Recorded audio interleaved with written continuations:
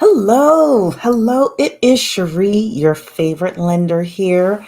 Live stream today with regards to short-term rentals.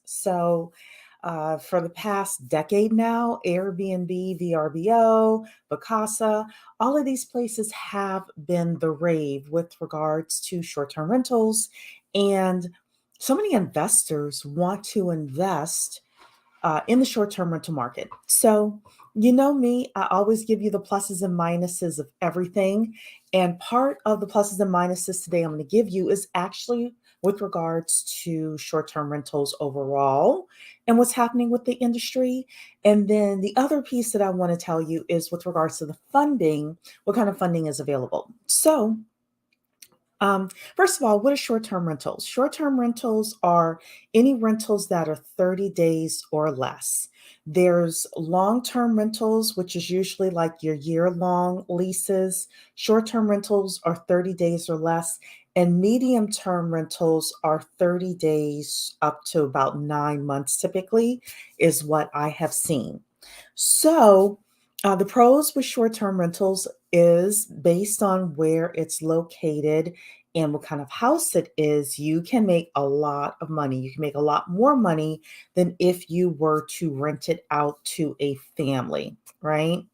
Um, the cons, though, is that in certain counties across the United States, certain cities across the United States, they are really hunkering down on um, short term rentals. So, if you are thinking about buying a short term rental, before doing so, I would honestly urge you to check in with your local legislation. Is this even something that they're talking about? Go to your local real estate investment association to figure out, is this even something that they're talking about before you actually put your money into a short term rental. The other thing is to consider, if you had to turn this from a short term rental into a long term rental, could you still make money from this property?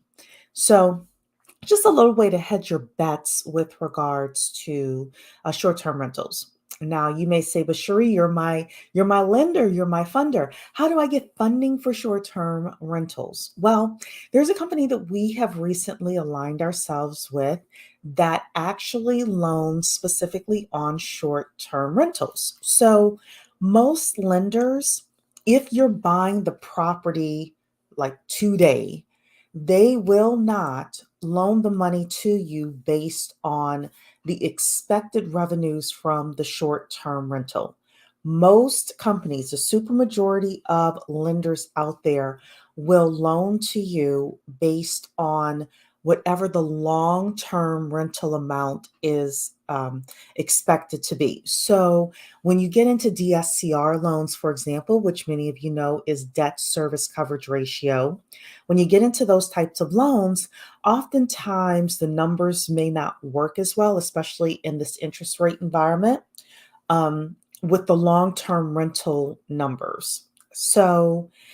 This company, though, that I'm associated with, will they will allow you to purchase the property and they will look at the short term rental income, expected income for that property in order to determine if they're going to give you the funding or not.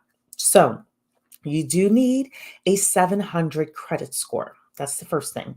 Number two, if you have operated a short term rental before and you've done it for more than a year, they consider you experienced. So you only need 25% down. But you do need 25% down in order to participate in this program if you have experience. If you have no experience, if you have operated short term rentals for less than a year, you're going to have to put down 30%. And if you think about it from the lender's point of view, it just means that people who have operated a short term rental for more than a year, they know a lot more about how the process goes, who the best portals are to actually put those properties on, how to actually present that property in such a way that it can be successfully rented out. The process of, helping people get into the house, cleaning the house once they leave, et cetera, et cetera. So, short term rentals is a place where experience really does help. And you are able to use AirDNA. AirDNA is just a place that we call it forecasts the revenues for that specific property. You're able to use the AirDNA estimated revenues in order to get loans on those short-term rentals. So if you want to know more, I'm at SimpliFunded.com. You are able to get on my calendar if you want to have a 15-minute one-on-one conversation about it. SimpliFunded.com. You can find my phone number there, my email there.